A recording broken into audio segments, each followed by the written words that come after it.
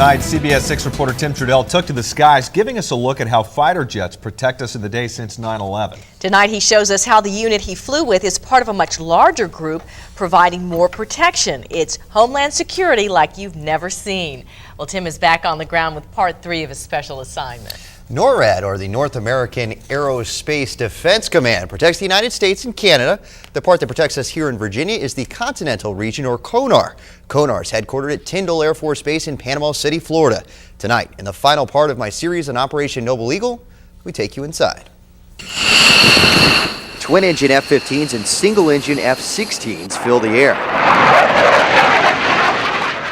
and the ground at Langley Air Force Base. But our flight with the 119th Fighter Wing, or North Dakota's Happy Hooligans, I can't imagine doing anything else right now.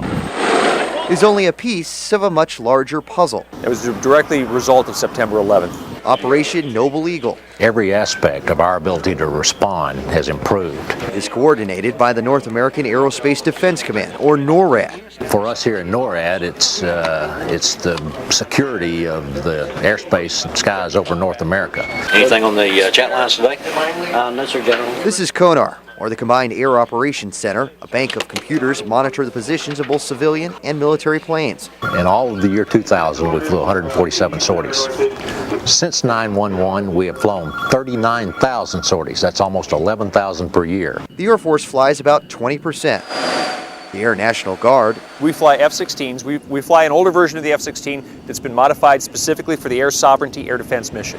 like the unit we flew with, handle the rest by flying combat air patrols and also by Being prepared to launch armed aircraft to deal with any number of problems. You know, an airliner in distress, a potential drug smuggler. or something worse. The Air Force provided this video from inside their base in Panama City, Florida. We have much better radar coverage now than we had pre-911.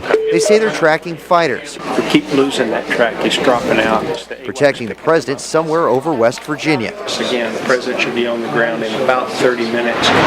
While these missions might be necessary, they aren't free. NORAD says they divert their resources to where the threat is the highest. The airspace around places like Washington will always be closely watched. This is our zone, if you will. I mean, this is the area that we'll defend, and we will continue to defend. The North Dakota Air National Guard came to this Eastern Virginia base back in 1998. Then the thinking was that the threats were from outside our borders. Now, as the 119th becomes a permanent fixture here, the threats are coming from all directions. I got in because, you know, I got buds. What has kept me in is my desire to serve my state and my nation. And after September 11, it has been just accelerated to a level of really extreme importance. There's no indication that Operation Noble Eagle will be going away anytime soon. Certainly it's been scaled back since the height of it not long after it began. General Mays didn't specifically talk about the future of it, only saying, while our mission may change, our vigilance will not. And that was part 3 tonight. If you missed the first or second part and you'd like to check them out, they're on our website at WTVR.com. You know, these jets and the pilots that fly them, they're so impressive, but I don't think a lot of people realize how many people there are behind the scenes just to keep one of those jets in the air. And that's exactly what our pilot Drifter said over and over again, is these guys, the crew chiefs, the people that keep these F-16s in such good condition. The plane we flew was from 1983, upgraded a whole bunch of times, but in very good shape thanks to all those people. Very cool. Yeah, All right, it thanks a lot. was.